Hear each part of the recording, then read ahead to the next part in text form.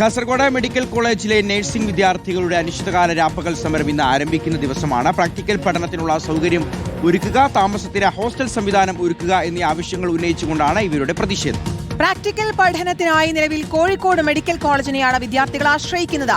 അരുൺ പൂപ്പറമ്പ നൽകും വിശദാംശങ്ങൾ. അരുൺ, ഇതിലിപ്പോൾ കോളേജ് അധികൃതരുടെ ഭാഗത്ത് നിന്ന് എന്തെങ്കിലും വിശദീകരണമോ പ്രതികരണമോ വന്നിട്ടുണ്ടോ? എന്താണ് വിദ്യാർത്ഥികൾ ഉന്നയിക്കുന്ന ആവശ്യങ്ങളും അതിലുള്ള തുടർ നടപടികൾ എപ്പോൾ പ്രതീക്ഷിക്കാം?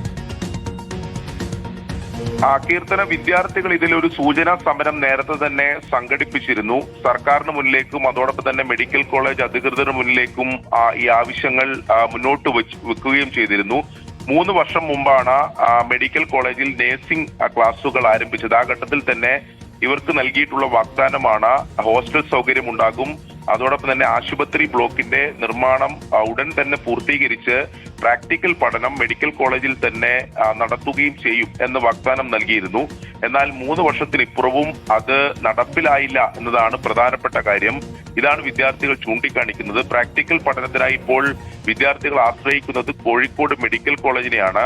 ഈ സെമസ്റ്റർ ഇതിൽ 2 തവണ കോഴിക്കോട് പോയി താമസിച്ച് ഈ പ്രാക്ടിക്കൽ പഠനം പൂർത്തീകരിക്കേണ്ട സാഹചര്യമുണ്ട്.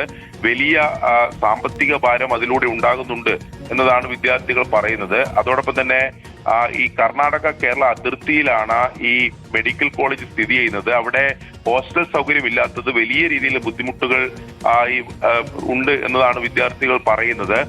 ഇപ്പോൾ വലിയ തുക മുടക്കിയാണ് അവർ ഈ സ്വകാര്യ താമസ മുറികളൊക്കെ ആശ്രയിക്കുന്നത്. ഈ ഹോസ്റ്റൽ സൗകര്യം ഇതുവരെ ഒരുക്കി നൽകാത്തത് അത് വലിയ തരത്തിലുള്ള ബുദ്ധിമുട്ടുണ്ടാക്കുന്നു എന്നതാണ് വിദ്യാർത്ഥികൾ പറയുന്നത്. കാരണം അവരെ സംബന്ധിച്ചിടത്തോളം 180 വിദ്യാർത്ഥികളാണുള്ളത്. അവർക്ക് 6 മാസം കൊണ്ട് ഹോസ്റ്റൽ സൗകര്യം ഒരുക്കി നൽകും എന്നായിരുന്നു സർക്കാർ പറഞ്ഞിരുന്നത്. അതായത് നഴ്സിംഗ് പഠനം ആരംഭിക്കുന്ന ഘട്ടത്തിൽ സർക്കാർ പറഞ്ഞിരുന്നത്. ഇതെല്ലാം നടപ്പിലായില്ല. അതുകൊണ്ട് ഈ സമരമല്ലാതെ മറ്റു മാർഗമില്ല എന്നാണ് വിദ്യാർത്ഥികൾ പറയുന്നത്. എന്തായാലും അനിശ്ചിത കാലത്തേക്കാണ് രാപ്പകൽ സമരത്തിലേക്ക് വിദ്യാർത്ഥികൾ കടക്കുന്നത്. എന്തായാലും ഇതിൽ ഈ സമരം ആരംഭിക്കുന്ന ഘട്ടത്തിൽ പുതിയ സർക്കാർ എന്ത് നിലപാട് സ്വീകരിക്കുന്നു എന്നത് വളരെ പ്രധാനപ്പെട്ടതായിരിക്കും. എന്തായാലും വിദ്യാർത്ഥികൾ പറയുന്നത് സമരവുമായി, അതായത് ഇത് നടപ്പിലാകുന്നത് വരെ ഇവർ ഉന്നയിച്ചിട്ടുള്ള ആവശ്യങ്ങൾ അത് അംഗീകരിക്കുന്നത് വരെ സമരവുമായി മുന്നോട്ട് പോകും എന്ന് തന്നെയാണ് വിദ്യാർത്ഥികളുടെ നിലപാട്.